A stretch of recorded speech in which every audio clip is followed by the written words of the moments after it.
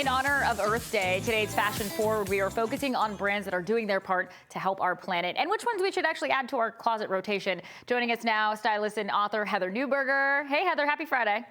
Hey, how are you? I'm in my Earth Day greens, feeling all the good energy outside. It's like going to be 72 in New York today. Happy Earth Day. Happy Earth Day, doing it right for us today. There has been an uptick in interest, of course, of sustainable fashion. Have you been seeing that in the trends? So I think it's interesting because we're actually seeing there's a huge uptick in interest in sustainable fashion. So the number right now we're looking at is about 88% of people are looking for their fashion brands to bring more sustainable approaches into their lives. Well, it seems like 88%. That is a lot. So if the demand is up, what brands are working to combat that issue?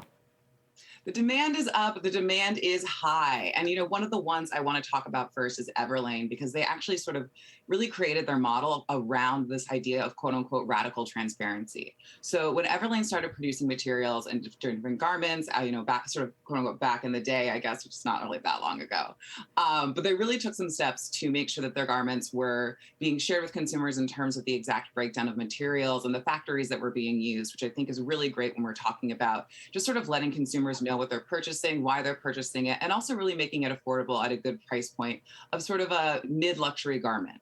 But then we're talking about Levi's, and that's really the brand I want to focus in on today, because even though I'm just a big denim head myself, and like I have 27, maybe like 30 jean jackets, I also think that Levi's specifically is doing a really great job to combat climate change. One of their main things they started off with is, as you can see, their waterless program, which is the concept of taking 96% less water out of creating a pair of jeans.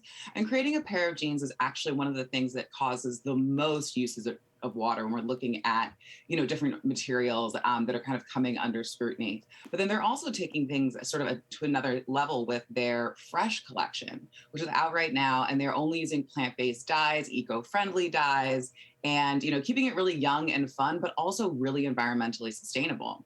But their collections are also sort of more than just that. They're making a commitment to sustainability that can be seen throughout their design and manufacturing process as well. They're actually working towards 100% sustainability in terms of their cotton that's being sourced, and actually recycling old jeans into home insulation, which I think is totally crazy and super fun.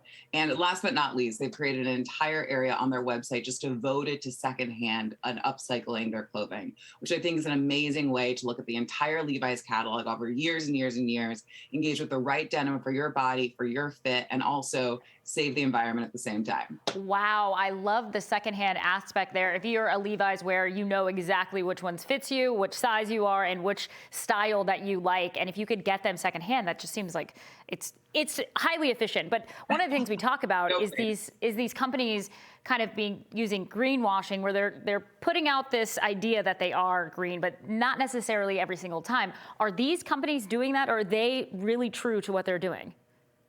So I think these companies that we're talking about, like Everlane and Levi's, specifically Everlane, who built it into their model, and then Levi's, who really took on sort of the challenge of really becoming a fully sustainable brand, aren't necessarily the ones we're looking at when it comes to greenwashing, which is, as you mentioned, something that kind of means taking on this idea of being environmentally sustainable, mostly just to increase sales. And at one point, I don't feel very comfortable about that, but I also think there's a lot to be said for the idea of pushing the dial forward. So one of the brands I think kind of comes under scrutiny a bit is H&M, who have recently come out with this conscious collection. They've been kind of developing it over years in different ways that they want to kind of put it out there, what kind of materials, what kind of fabrics, how and why. And they are making these great conscious collections that are being created out of crazy fabrics like banana peels. But not every collection is conscious. And I think it's really important to look at that, because yes, they have some great conscious collections, but most of their other items are made out of poly blends and materials that just do not necessarily help our environment at all, or really give us anything to work with. So I think that we have to be really thoughtful when we're looking at the composition of garments beyond just, whether the company is making a commitment to trying to move the dial forward. Right. Also, what can we do on our end? Yeah, well, that's a great segue to my last question here. We've been giving people advice when it comes to the grocery store, small things that they can do every single day. And when it comes to fashion, how can we reduce our very own carbon footprint? So I think it's important when you're looking at your carbon footprint. I've said this before, but the idea of like your carbon footprint is what is going to exist after you're dead. And like how much of it can be sold, how much of it can go to other people, how much of it can be sort of upcycled into another world, and how much of it is just going to be dead.